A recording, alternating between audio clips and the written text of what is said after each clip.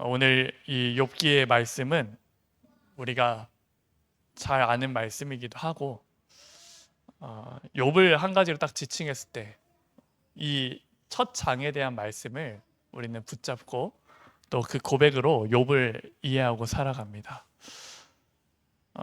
제가 이렇게 아픈 그 와중에 또 기도해 주시고 하셔서 좀 다행히 이렇게 좀 잘 왔지만, 다 저를 보는 사람마다 그러더라고요. 너무 말랐다고, 더 말라진 것 같다고.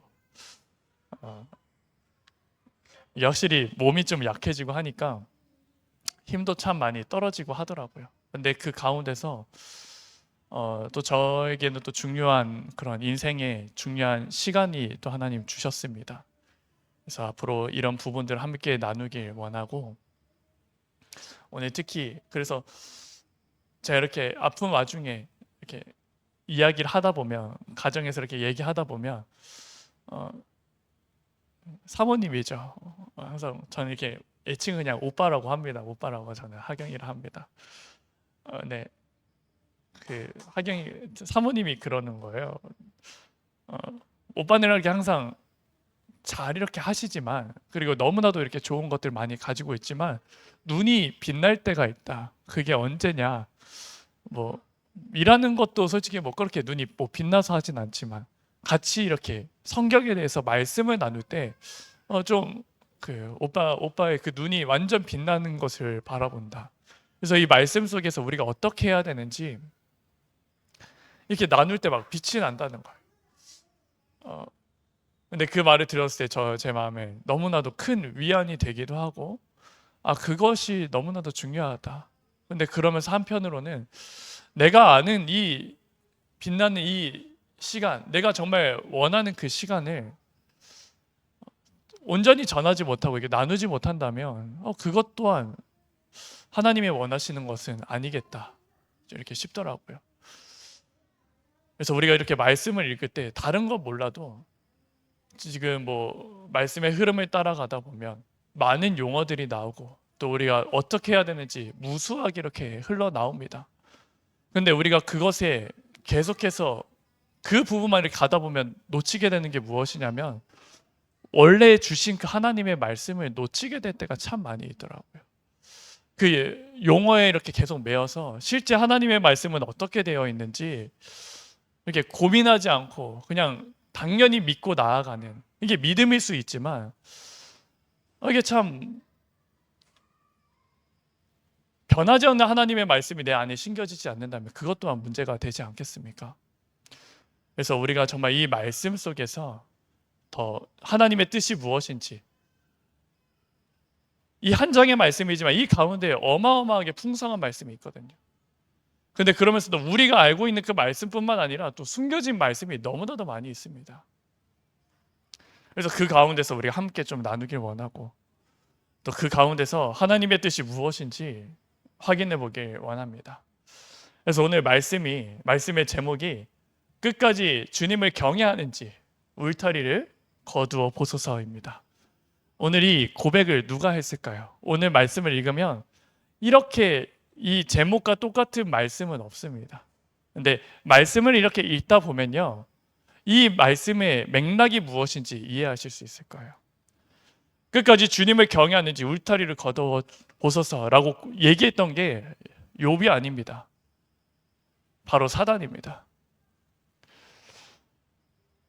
이 말씀 가운데 우리가 오늘 욥기서 욥의 욥기 1장을 한번 바라보기를 원합니다. 우리가 알고 있는 욥은 실제로 어떤 사람일까요? 그리고 우리가 욥기에서 은혜되는 말씀을 붙잡고 있는 것들이 어떤 것이 있을까요? 먼저 욥을 이렇게 딱 생각하면은 가장 쉽게 생각하는 것은 이 사람은 믿음의 사람이다. 그리고 사단의 시험에서 그것을 이기고 그 가운데서 믿음이 변하지 않고 변하지 않는 그 기준을 가지고 있는 사람이다. 그리고 그 많은 고통 속을 담대히 걸어갔던 인내의 사람이다 라고 우리는 욥을 정의하고 그렇게 고백했을 거예요. 그리고 또 욥기에서 있는 그 말씀 중에 이렇게 우리가 딱 붙잡은 말씀은 오늘 읽었던 그 말씀에 있는 것처럼 21절의 말씀이 정말 너무 완전한 고백이잖아요.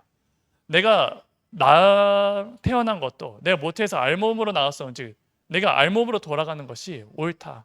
그래서 그것 때문에 내가 하나님을 찬양한다, 여호와를 경외한다, 이렇게 고백하는 것이 정말 너무나도 멋있다, 이렇게 합니다. 그리고 우리가 잘 아는 욥기서 23장 10절의 말씀에서도 나의 갈 길을 오직 그가 아시나니 그가 나를 단련하신 후에 내가 순금같이 나아오리라 라고 하는 그 말씀도 욥기에 이렇게 다 기록되어 있고, 또 42장의 말씀에 내가 이전에 주님을 귀로만 들었지만 이제 내가 주님을 눈으로 배움나이다 라고 고백했던 것이 그 욥기의 중요한 말씀의 내용입니다. 근데 그러면서도 한 가지 또 말씀이 또 있습니다. 그 말씀이 뭐냐면 욥기 8장 7절의 말씀입니다. 여기 8장 7절의 말씀이 어떤 말씀이냐면 들으면 딱 아실 거예요. 내 시작은 미약하였으나 내 나중은 심히 창대하리라. 우리가 이 말씀을 붙잡고 있는 사람들이 너무나도 많이 있는 거 보시잖아요. 근데 이 멋있는 말씀이 언제 나왔냐면요, 욥의 고백이 아닙니다. 욥이 시험이 당했다고 하니까 그 친구들이 3명이 찾아오잖아요. 그 3명 중에 한 명이 그 빌닷이라고 하는 그 사람이요, 하나님이 의로우신 하나님이신데 너가 어찌하여 너가 죄를 범한 것이 있어서 그 문제가 온 것이 아니냐. 그래서 너는 빨리 회개하고 돌아오라. 너의 잘못을 인정하라. 그러면서 하는 말이, 그 빌닷이 했던 말이 바로 이 말씀입니다. 너가 회개하면, 청결하고 정직하면 반드시 하나님이 너를 돌보시고 내 의로운 처소를 평안하게 하실 것이라. 그래서 너가 지금 완전히 다 망한 것처럼 보이는 시작은 미약하였으나 내 끝은 창대하리라 라고 말했던 것이 이 빌닷의 이야기입니다. 우리가 이 사실을 알고 보면요, 우리가 모든 말씀 속에서 정말 은혜되는 말씀만 붙잡는 것이 얼마나 조금은 위험한 것인지 우리는 알 수 있는 겁니다. 그러면 우리가 시작은 미약하였으나 끝은 창대하리라, 이 말씀 붙잡지 말라는 겁니까? 아니죠. 아브라함에게 주신 언약 우리는 붙잡으면 됩니다. 너는 본토 친척 아비집을 떠나서 내가 내게 지시할 땅을 가라. 그러면은 내가 너에게 복을 주어 내가 너를 심히 창대하게 하리라. 우리는 이 말씀을 딱 언약의 흐름 속에서 붙잡는 게 필요하다는 거죠. 이처럼 욥기서에는 어마어마한 하나님의 말씀들이 기록되어 있고, 또 때로는 내가 오해해서 붙잡고 있는 말씀의 그 흐름도 바라볼 수가 있습니다. 그래서 오늘 이 말씀을 통해서 오늘 1장을 이렇게 바라볼 텐데, 우리가 그 가운데서 나누고 싶은 것이 어떤 것입니까? 실제로 욥은 우리는 아까 말했던 것처럼 믿음의 사람이고 변하지 않는 기준을 가지고 있는 사람이고, 그리고 온전히 인내했던 사람이라고 알고 있습니다. 근데요, 이 기준으로만 바라본다면, 이렇게 단편적으로만 바라본다면 우리는 욥을 오해하고 또다시 영웅으로 만드는 것일 수 있습니다. 우리는요, 날마다 하나님의 은혜가 필요한 존재들입니다. 온전한 것처럼 보이지만 순간 방심하면요, 하나님을 떠나면요, 실수하고 넘어질 수밖에 없는 사람입니다. 그래서 성경은 어떠한 사람의 위인전으로 만든 것이 아니라 그 실수한 모든 것을 기록합니다. 그러면서 하나님의 언약을 붙잡았을 때 다시 하나님이 세우시고 하나님의 일하시는 것을 바라보게 하시는 것이 성경의 핵심입니다. 제가 왜 이렇게 말할 수 있느냐? 오늘 욥기서만 봐도 그렇습니다. 우리가 잘 아는 1장, 2장의 말씀에서는 사단이 욥을 시험하는 그 말씀을 딱 보잖아요. 근데요, 이 말씀을 딱 보면 욥은 우리가 아까 알고 있었던 것처럼 믿음의 사람으로 알고 있습니다. 하지만 3장을 보면요, 완전히 다른 내용이 시작됩니다. 3장에 보면 뭐라고 합니까? 그 시작이 뭡니까? 그 후에 욥이 자기 입을 열어 자기의 생일을 저주하니라. 욥의 아내가 얘기했잖아요. 하나님 한번 욕하고 그냥 시원하게 저주하고 그냥 죽어라. 근데 내가 저주할 수 없다. 내가 이 몸에서 썩어가는 이 몸에서 주님을 만나는 것이 아니라 거룩하게 되어서 내가 주님을 만나는 것을 내가 안다. 나는 주님을 욕할 수 없다. 라고 이렇게 얘기하는 겁니다. 근데 이 믿음의 고백을 했지만요, 실제 욥이 혼자 있을 때, 그리고 새 친구들이 와가지고 욥이 아무 말도 하고 없으니까 가만히 귀 기울이고 있는 거예요. 어떻게 위로해야 되지? 이렇게 생각하고 있는 거예요. 그래서 욥의 친구들이 실제로 그 조언하는 시작도 언제냐면 이 3장 이후로. 욥이 자신의 생일을 저주하고 내가 차라리 모태에서 잉태되지 않았더라면, 내가 주님께 나아오지 않았더라면, 내가 이 세상에 나오지 않았더라면 이 고통을 겪지 않았을 텐데, 이 얘기를 하니까요, 욥의 친구들이 이렇게 너가 죄를 범한 것이 있지, 이렇게 접근하는 거거든요. 그래서 이 말씀의 흐름을 보면요, 욥은요 정말 온전하고 믿음의 사람이지만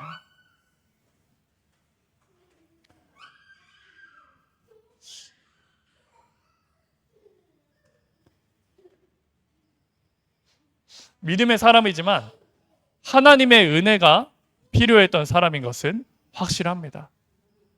우리가 이 기준으로 말씀을 바라봐야 되고요, 이 기준으로 우리가 날마다 주님께 붙잡힌 바 되지 않으면 안 되는 것입니다.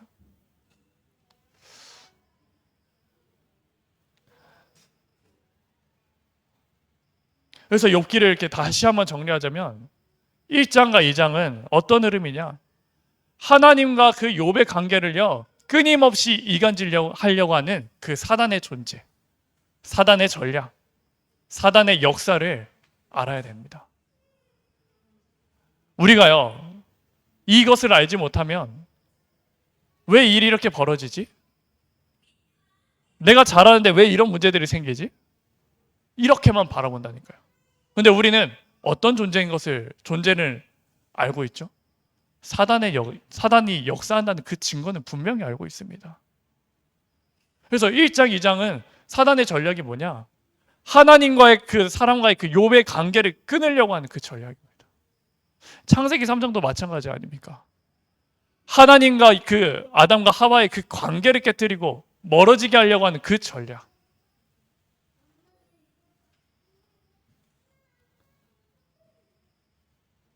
그래서 어제 그 가운데서도 올바른 믿음의 고백을 했던 게 욥이었고요. 근데 3장부터는 이제 실제의 삶이 이루어지는데 그러면은 2장부터 42장, 3장부터 42장 그 40장 정도의 분량의 그 말씀의 핵심은 뭐냐? 하나님이요 욥을 계속 붙드시는 겁니다. 1장과 2장까지는요 사단이 인간을 넘어뜨리려고 하고 하나님과 떨어뜨리게 하는 것이지만 그 나머지 40장의 말씀은 그 내 실제 그런 고백 속에서 하나님이요 욥을 끝까지 붙드시는 겁니다. 끝까지 인도하시는 겁니다. 우리가 이 사실을 알고 딱 이렇게 바라보면 이게 우리의 삶과 너무나도 관계가 되어 있고 또 성경 속에 있는 그 인물들을 하나님이 이 가운데서 인도하시는 것을 우리는 알게 되어집니다. 우리가요 자칫 잘못하면 욥을요 위인으로 생각할 수 있거든요. 처음부터 완전한 자로 생각할 수 있거든요. 근데 그러다 보면 우리의 삶은 실제로 어떻습니까? 내가 잘할 때도 있지만 내가 불신앙할 때가 얼마나 많이 있습니까? 그러면요 불신앙하면은 계속해서 넘어지고 나는 그렇게 할 수 없다라고 하는 그 좌절감에 빠지게 될 텐데요. 하나님은요 우리에게 말씀해 주신 이유는 너희도 그럴 수 있으니 하지만 너는 걱정하지 마라. 사단이 너를 나와 관계가 멀어지도록 하겠지만 내가 너를 온전히 지켜주는 그 힘을 봐라. 이게 네가 넘어져도 흔들리지 말아야 돼. 그 이유가 뭐냐? 내가 욥을 온전히 지키는 거 그거 봐라. 다윗도 마찬가지 아닙니까? 그래서 우리를 이 가운데서 인도받는 사람이라는 그 정체성을 실제로 누리셔야 됩니다. 이게 복음의 개인화. 저는 이렇게 개인적으로 붙잡아집니다. 하나님께 붙잡힌 바 된 삶. 사단은요 끝까지 우리를 하나님과의 관계에서 넘어뜨리고 시험하고 참소하는 자지만 하나님은 그거 다 아시고 내가 너를 온전히 지키겠다. 그러면 오늘 이 그 말씀 가운데 오늘 말씀의 제목처럼 사단이 이렇게 이야기하는데 우리를 어떻게 속이는지 한번 보겠습니다. 먼저 욥기 1장 6절에서 7절 말씀을 보면 이제 사단이 등장하게 됩니다. 사단이 등장해서 하는 그 말씀의 맥락 속에서 보여질 수 있는 게 무엇입니까? 6절에 하나님의 아들들이 와서 여호와 앞에 섰고 사단도 그들 가운데 온지라라고 나옵니다. 여기서 하나님의 아들들이 와서 여호와 앞에 섰고 이렇게 나오죠. 이 말씀의 흐름을 보면 우리는 무엇을 알 수 있습니까? 하나님의 사람들은요, 온전히 하나님의 앞에 서는 게 당연시 되어지는 거예요. 그래서 하루만 하나님의 아들들이 여호와 앞에 섰다는 것이 아니라 날마다 하나님 앞에 서는 것이 하나님의 아들들이라는 겁니다. 근데 그 가운데서 갑자기 튀어나온 존재가 있는 거죠. 항상 서는 그 가운데 한 존재가 같이 껴있는 겁니다. 그 존재가 어디 나오죠? 사단도 그들 가운데 온지라. 7절 말씀에 여호와께서 그 사단이 온 것을 바라보시고 여호와께서 그 사단에게 이르시되 내가 어디서 왔느냐? 이 질문을 한 이유가 뭡니까? 하나님의 사람들은요, 하나님 그 안에서, 하나님 그 바운더리 안에서 항상 거하는 존재이기 때문에 그 사람들은요, 어디 있는지 아는 자들입니다. 근데 사단은 어디 있죠? 하나님이 통치하시고 하는 그거 받기 싫다고 나간 존재가 사단이잖아요. 그래서 하나님이 물어보시는 겁니다. 내가 어디서 왔느냐? 하나님이 사단이 진짜 어디 있는지 몰라셔서 물으셨겠습니까? 너는 왜 내 통치 속에 없고 너는 어디 갔다 왔느냐라고 이렇게 얘기를 하시는 겁니다. 그러니까 7절의 말씀에 사단이 여호와께 대답하되 이르되 땅을 두루돌아 여기저기 다녔나이다. 내 주님의 통치 있는 거 말고 주님이 어떻게 일하시는 거 그냥 관심 없고 한번 이 땅이 어떻게 되는지 한번 보러 왔다 갔다 했습니다. 그러니까 8절의 말씀에 이제 하나님이 얘기하시는 거죠. 그래 너가 땅을 두루 다녔으면 그 땅 가운데 나의 자랑이 한 명 있다. 내가 기뻐하는 존재가 한 명 있다. 그 존재가 누구죠? 이르시되 8절의 말씀에 내가 내 종 욥을 주의하여 보았느냐? 하나님 안에 있고 하나님의 뜻 안에 있는 그 욥을 너가 보았느냐? 하나님의 자랑이죠, 욥이. 그러니까 사단이 뭐라 합니까? 먼저 하나님이 뭐라 하십니까? 그와 같이 온전하고 정직하여 하나님을 경외하며 악에서 떠나는 자는 세상에 없느니라. 이 사람은 온전하고요, 정직하고요, 하나님을 경외하는 자라라고 얘기합니다. 이처럼요, 하나님은요, 이 욥을 봤을 때 이렇게 결론을 내신 거예요. 사단은 하나님을 절대로 건드릴 수 없습니다. 건들다가 한번 어떻게 됐는지 봤잖아요.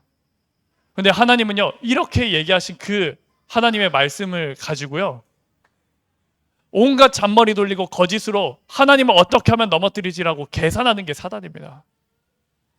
하나님과 집중이 이길 수 없으니까 하나님이 자랑이라고 하신 그 욥을, 그렇게 자랑이라는 그 욥을요, 이 욥만 넘어뜨리면, 하나님이 온전하고 정직하다라고 하는 그 욥만 넘어뜨리면 모든 것을 이루시는 하나님의 말씀에 먹칠을 할 수 있겠구나 라고 생각해서 그 다음 말씀이 나오는 겁니다.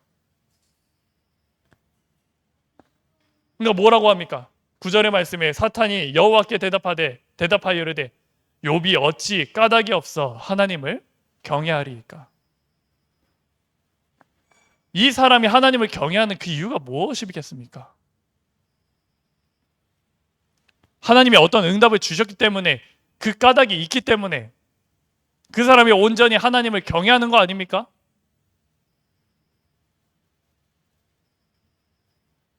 하나님은 욥을 보시기에 이 까닭 때문에가 아니라 그냥 처음부터 온전하고 정직한 자라. 그래서 1장 1절의 말씀에 이렇게 그냥 욥기를 시작할 때 결론을 내리고 시작하는 겁니다.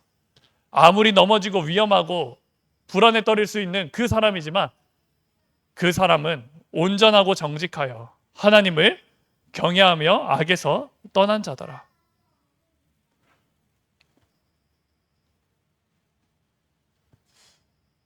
10절의 말씀에 그래서 사단이 이렇게 합니다. 주께서 그와 그 집과 그의 모든 소유를 울타리로 두르심 때문이 아니니까. 하나님이 울타리를, 그 소유물에 울타리를 치셔서 그것을 온전히 보호하셨기 때문에 그 욥이 하나님을 온전히 경외하는 거 아닙니까? 만약에 그래서 그 울타리를 거두면 끝까지 하나님을 경외하는지 한번 시험해 봅시다.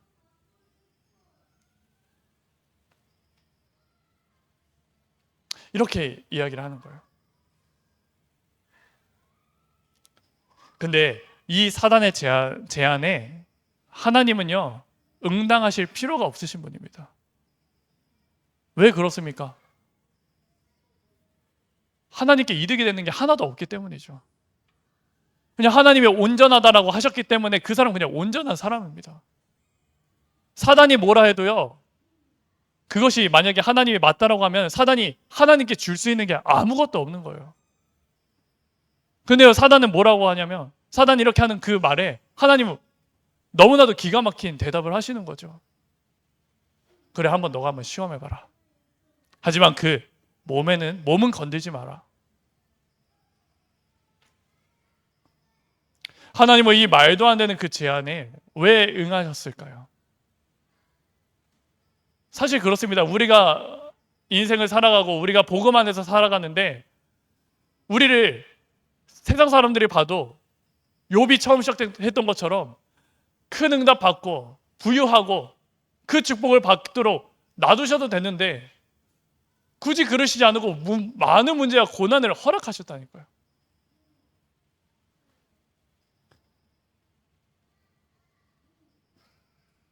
우리의 삶과 참 비슷하지 않습니까?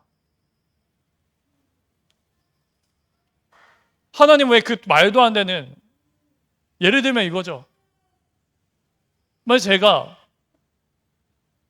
가정을 이루고 그리고 신앙생활을 하고 그 가운데서 욕과 같은 축복, 낙타가 500마리고 3,000마리고 소가 500결이고 그런 걸 이렇게 쭉 봤다가 내가 그래서 그 가운데 하나님께 온전히 예배 드리다가 그럴 존재로 살게 하셨는데 갑자기 그걸요 하루아침에 무너뜨리시는 겁니다.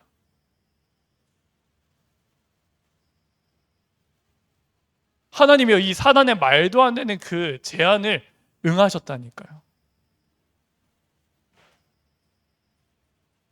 우리가 강단을 통해서 말씀을 보지 않았습니까? 마르다와 마리아가 왜 원망합니까? 하나님을. 왜 예수님을 원망합니까? 그 아플 때 주님이 오셨으면은 그 오라버니가 죽지 않은 것을 아시는데 왜 우리에게 이 문제를 허락하십니까? 왜 그때 안 오셨습니까? 이거 가지고 원망하잖아요.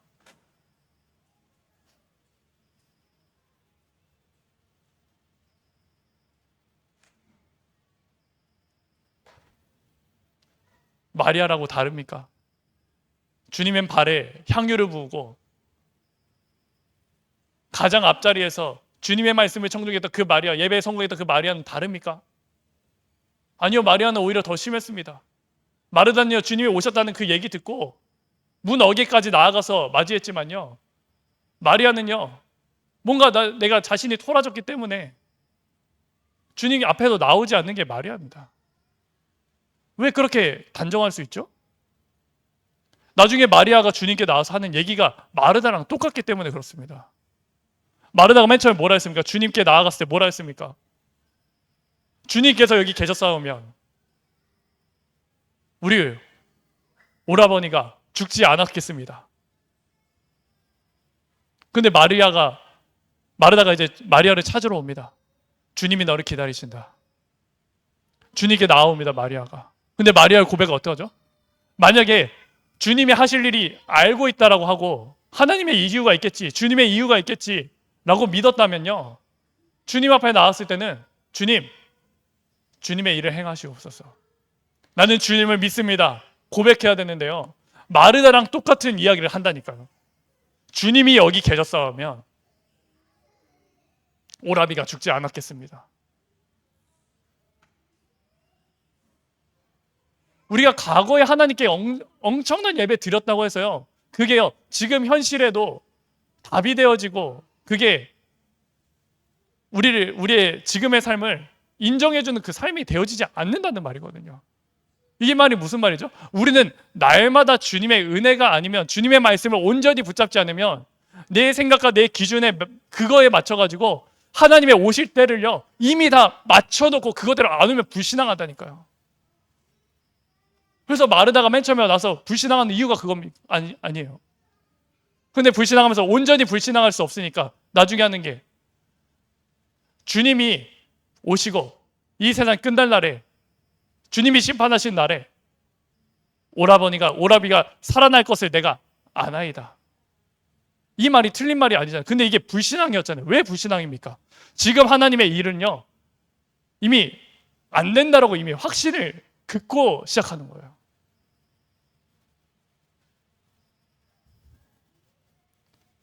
그래서 이 강단의 말씀을 이렇게 쭉 이렇게 성경 말씀을 보면은 그 마르다의 고백 속에 무엇이 있냐면 주님께 나와서 하는 말이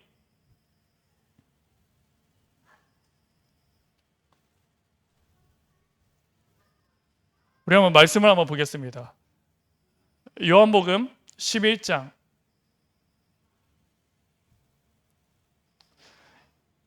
22절 말씀 보겠습니다. 맨 처음에 마르다가 21절에 이렇게 얘기하죠. 마르다가 예수께 여짜오되 주께서 여기 계셨더라면 내 오라버니가 죽지 아니하였겠나이다. 22절에 하지만 믿음의 고백도 하는 거죠. 뭐라고 고백하냐? 그러나 나는 이제로도 주께서 무엇이든지 하나님께 구하시는 것을 하나님이 주실 줄을 아나이다. 그리고 24절에 뭐라고 얘기합니까? 마르다가 이르되 마지막 날 부활할 때에는 다시 살아날 줄을 내가 아나이다. 이 두 가지의 마르다의 대답 속에서 뭔가 공통점이 있지 않습니까? 그럼 이 두 개의 점을 한번 보시고 25절에 예수님께서 하신 말씀을 한번 보겠습니다. 그리고 그 말씀을 하고 마르다에게 다시 질문을 던지십니다. 질문을 던지셨을 때 마르다가 그 두 가지 맨 처음에 썼던 그 고백이 어떻게 바뀌었는지 한번 보시기 바라겠습니다. 25절의 말씀입니다. 그 얘기들을 들은 예수님이 이렇게 말씀하십니다. 예수께서 이르시되 나는 부활이요 생명이니 나를 믿는 자는 죽어도 살겠고 무릇 살아서 나를 믿는 자는 영원히 죽지 아니하니니 이것을 내가 믿느냐. 그러니까 마르다의 고백이 어떻게 변합니까? 이르되 주여 그러하여이다. 주는 그리스도시요 세상에 오시는 하나님의 아들이신 줄을 내가 믿나이다.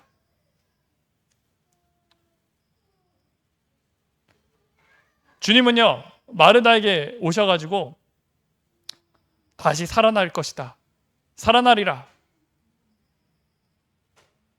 이렇게 얘기하는데 하는 그 일의 대답이 어떻게 되죠? 앞절의 공통점이 뭐죠? 내가 아나이다 라고 하는 그 문구가 계속 반복되지 않습니까?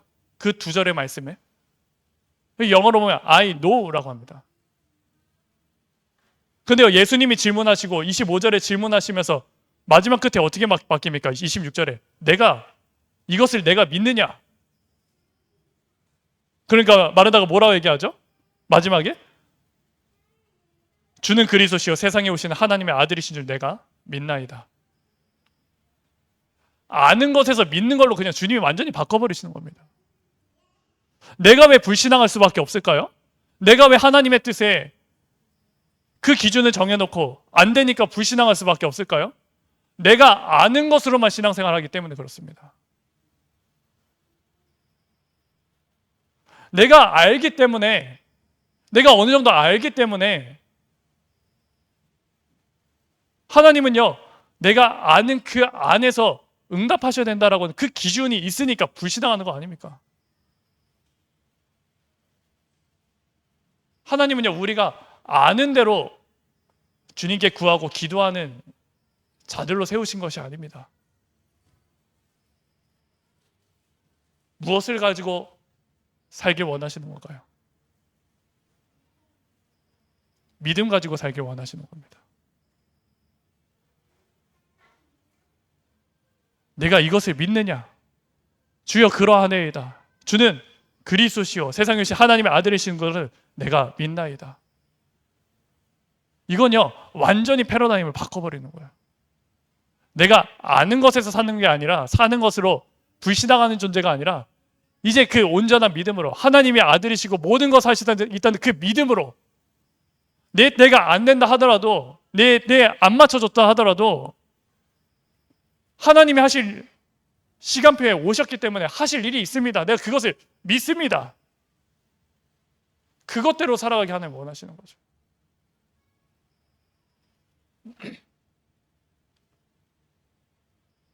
하나님은요 우리를 이렇게 바꿔주시는 겁니다.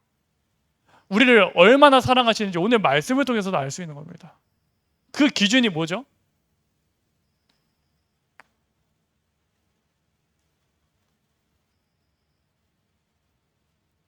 하나님은요 사랑하는 자에게 채찍과 징계를 주신다라고 히브리서 12장에 말씀을 하고 있습니다.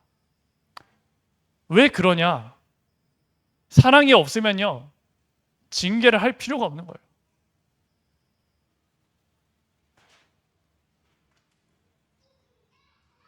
그냥 가만히 두면 좋은 거 아닙니까? 할 수 있지만 그 가만히 둬 가지고 둔 그 성경의 인물이 여러 명 있지만 그 중에 한 명이 누구냐? 출애굽 시대의 바로 아닙니까? 하나님의 뜻을 온전히 10가지 기적을 봤음에도 불구하고 그 말씀 구절에 신기한 게 뭐냐면 주께서 여호와께서 바로의 마음을 강팍하게 하셨은즉 다시 그 마음의 악에 가득하게 자신의 뜻대로 그대로 두었더라라고 합니다. 이 말씀의 흐름을 보면 무엇을 알 수 있습니까?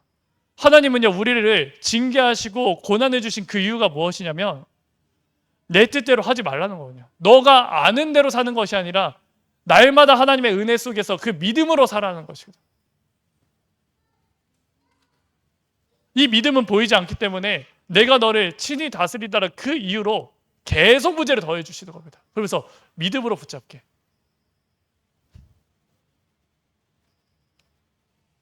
다시 오늘 말씀으로 돌아와서 왜 이 사단의 말도 안 되는 이 제안에 하나님께서 응하신 이유가 무엇입니까? 그러면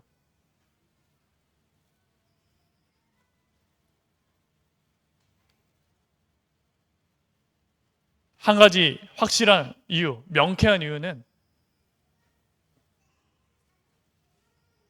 욥의 영적 성장을 위해서 그 제안을 능히 응하신 것입니다. 이 말이 무슨 말일까요? 우리가 초등학교 졸업하면 거기서 애들을 끝내지 않잖아요. 사랑하기 때문에 어디를 보내죠? 초등학교의 그 모든 과정이 마치면 그 위에 고등기관으로 보냅니다. 근데 그 고등기관은요 이전의 초등기관과는 전혀 다른 많은 어려움들, 많은 공부들을 해야 되는 게 그 위에 상위 기관이에요. 근데 굳이 그걸 왜 보내죠?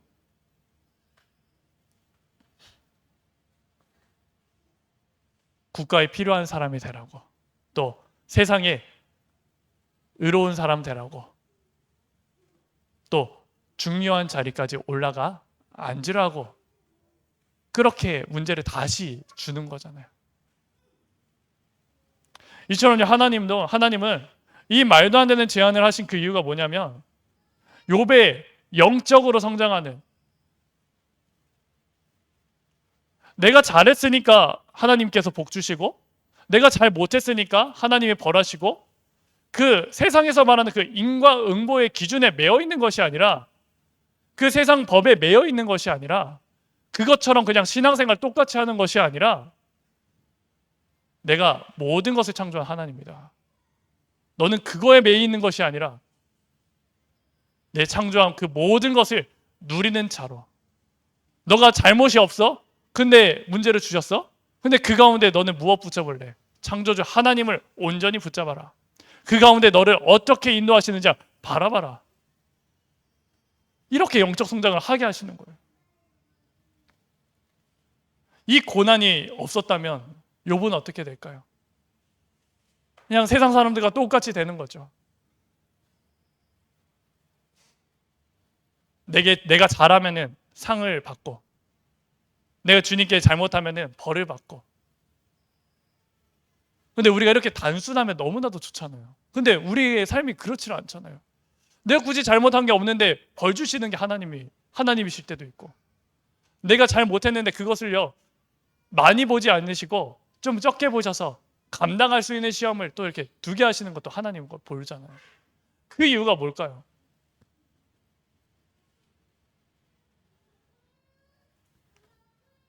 계속 중요한 기준이 심기도록 하는 겁니다.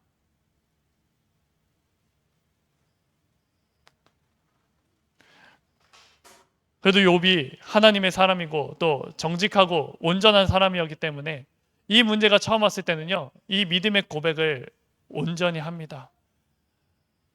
내가 모든 것을 빼앗겼지만 내가 처음에 왔을 때 아무것도 가지고 온 것이 없으니까 그 가져가시는 것도 하나님이시다. 내가 그래서 하나님께 예배드린다. 하나님께 감사를 드린다.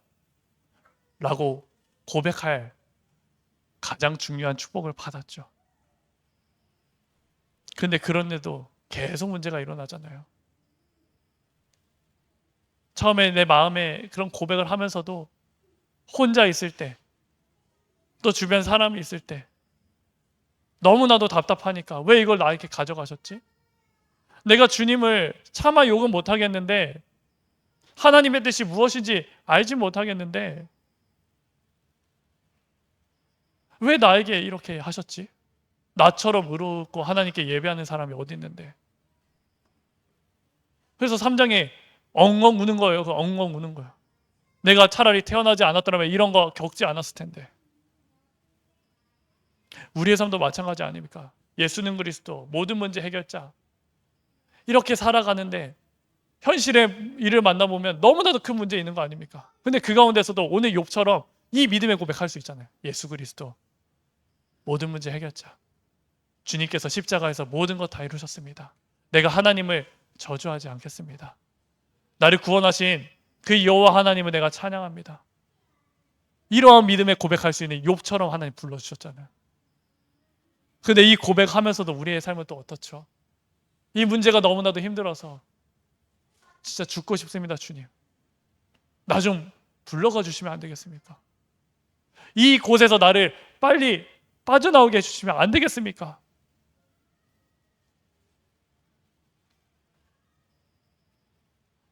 자녀가 굳이 겪지 않아야 되는 그 문제를 하나님께서 허락하셨다니까요. 그 이유가 뭐냐면 이 고난이 없으면 나도 모르게 그냥 복 주시는 하나님, 잘못하면 징계하시는 하나님 그 수준으로만 믿고 있기 때문에, 그게 아니라 내가 모든 창조 세계를 만들고 다스리고 내가 생육하고 번성할 그 존재, 하나님의 형상을 준 존재니까 그거 풍성하게 누려야지. 왜 그런 세상의 기준과 그냥 모든 사람들이 사단이 함정으로 할 수 있는 그것에 왜 매여 있느냐 이거예요. 그럼 이 고난에도 하나님은 그냥 가만히 두고 팔짱 끼고 잘하나 보자 이겁니까? 아니죠. 오히려 그 가운데요, 주님이요 그때 온전히 더 붙잡고 일하시고 도우시고 함께 하시는 겁니다. 예수님께서 죽으실 때도 분명히 얘기하죠. 예수님께서 십자가에 못 박혀 죽으실 때 주여 내 영혼을, 여호와여 내 영혼을 받아 주옵소서 하니까 하나님이요 그냥 가만히 있으신 것이 아니라 그때 어떻게 됐습니까? 예수님이 숨을 거두셨을 때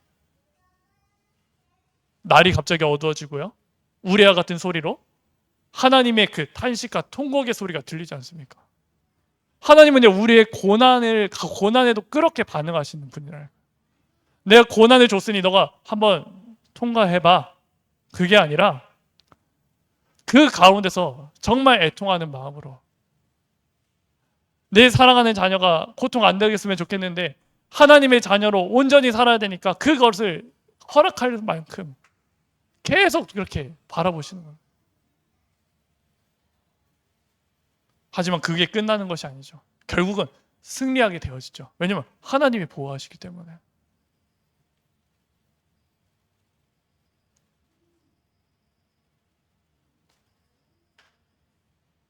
우리는요 나도 모르게 세상이 말하는 그 권선징악, 또 도덕적 규범, 내가 인과응보의 그 기준으로요, 하나님을 쉽게 재단하고 하나님의 때를 계획하고 바라보는 게 너무나도 많이 있습니다. 강단에서 봤던 마리아와 마르다가 이렇게 고백했던 것처럼, 하나님의 때는, 하나님의 일하신 그 때는 분명히 확실히 정해져 있는데, 그게 아니라 이게 내 이성과 내 생각에 맞다라고 생각하니까 그게 아니니까 불신앙할 수밖에 없는 거죠.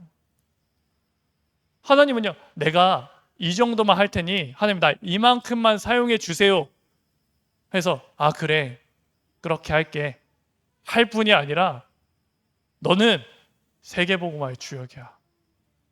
너는요, 이 영원한 응답 끝까지 전달해야 돼. 전도자로 내가 널 불렀어. 그러면 너가 내 수준으로 살아가는 그것이 아니라, 내가 너에게 고난을 주어서까지도 하나님의 뜻과 하나님의 계획이 무엇인지 아는 존재로 너가 온전히 인도받길 원해. 근데 그 길은 힘들어. 하지만 내가 너를 온전히 보호할게. 우리의 여정 속에서 만약에 그리스도를 믿고 나서 고난이 없었다면 어떻게 될까요? 나도 모르게 기복주의, 기복신앙이 될 수밖에 없습니다. 하지만 우리 모든 성도들 살아가면서 아시겠지만, 그리스도 믿는 그 이후로 더 고난받고요, 내가 잘못하지도 안 했는데 받게 되는 고난이 더 많습니다. 근데 그 고난 가운데서 무엇 가지고 승리하셨습니까? 오늘 욥이 했던 그 고백처럼 도전하신 거 아닙니까? 현실의 문제 그대로 있지만, 가져가신 이도 여호와시요 나를 낳게 하신 이도 여호와시니 내가 여호와를 경외하고 내가 여호와를 찬양합니다.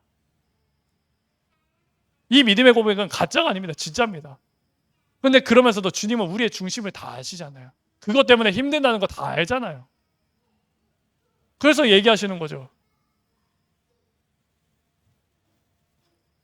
욥이 다 털어낼 때까지, 진짜 하나님께 항복할 때까지, 너가 이해 안 되는 그것 가지고 끝까지 붙잡고 경건한 척 하는 게 아니라 진짜 주님 앞에는 다 내려놓길 원하는 거죠.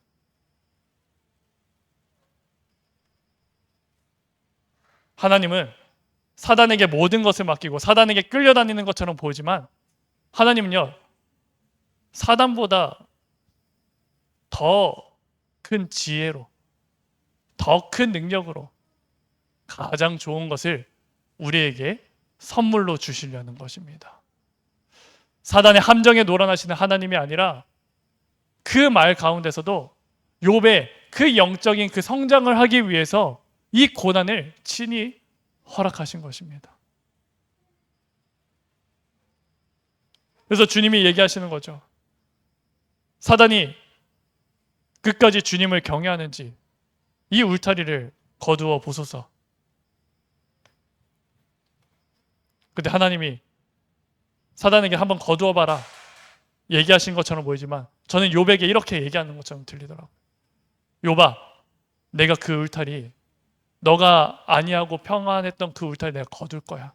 근데 걱정하지 마. 내가 너와 함께 할 거니 걱정하지 마. 너가 이것 때문에 힘들 수 있지만 이것보다 더 큰 그 창조의 축복을 가진 그 응답을 누리는 시간이 내가 되게 할게.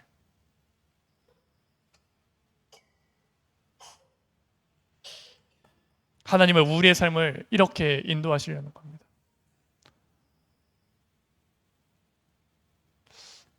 그래서 정말 오늘 이 말씀을 통하여서 우리가 기존에 잘 알고 있었던 그 욥의 모습, 정말 문제를 능히 감당하고 이기는 그 욥의 모습뿐만 아니라, 이 믿음의 고백도 맞지만 정말 내 안에 알지 못하는 그 사무치는 그 고통에 하나님께 신음했을 때 하나님의 그러면서도 끝까지 보호하시는 그 하나님이신 것을 실제로 누리는 우리 주님에게 성도들 되시기를 시간 간절히 기도드리고 축복합니다. 정말 237 5천 종족 살리고 싶습니까?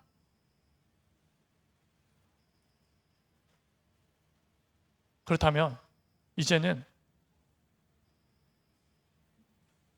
우리도 모르게 복음이라 하면서 세상 기준으로 이 사람 잘못한 게 없는데 왜 저주받지? 왜 모호하지? 그게 아니라 창조주 하나님께서 하신 그 일을 아는 자들로, 그래서 그분께서 하시는 그 일을 가지고 이제 재창조의 응답을 누리는 자들로 살아가는 귀중한 증인들 되시기를 이 시간 주님의 이름으로 축복하고 기도드립니다. 이 시간 기도하겠습니다. 살아계신 하나님, 참으로 감사를 드립니다.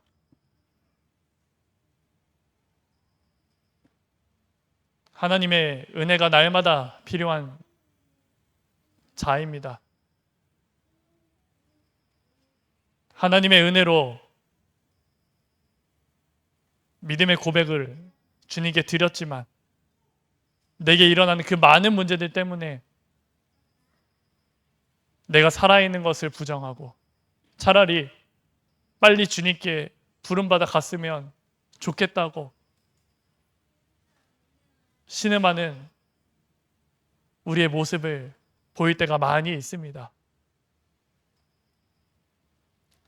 그러면서 왜 굳이 이런 일을 허락하셨는지 사단의 이 말도 안 되는 제안을 허락하신 주님이 원망스럽기까지도 합니다. 하지만 하나님은 모든 것을 아시며 가장 좋은 것을 우리에게 주시기 위해서 한이 없이 그 사랑으로 우리를 지키시고 인도하시기 위해서 그 일을 허락하셨다는 그 사실을 오늘 말씀을 통해 확인했습니다. 우리가 아는 것으로 살아가는 것이 아니라 정말 창조주 하나님이신 그분의 계획을 아는 자들로 온전히 살아가는 그 고난을 능히 통과하는 우리 모든 전도자들이 여정되게 하여 주옵소서. 내 믿음이 더욱더 성장하는 시간이 되어지길 원하고 그 교회의 시간 속에서 이거는 문제가 아니라 위기가 아니라 굳이 겪지 않아야 되는 그 고난이 아니라 이 일을 통하여서 더욱더 단단해지고 더욱더 하나님께 돌아가고 하나님께 붙잡힌 바 된 그런 교회의 모습이 회복되길 원합니다. 우리가 여태까지 그 아는 것, 그것에 매이지 않고 보이지 않지만 우리가 처음 그 신앙생활했던 그 믿음으로 해가지고 지금까지 왔던 것처럼 이제 또다시 믿음으로 살아가게 하여 주옵소서. 하나님이 온전히 붙들어 주옵소서. 할 수 없다라고 하는 그 내 불신앙의 그 말을 주님께서 친히 찾아오사 끊임없이 나를 정금같이 단련하여 주옵소서. 오직 주님의 은혜 안에 있길 원하오며 지금도 살아계신 우리 주 예수 그리스도 이름으로 감사하며 기도드리옵나이다. 아멘.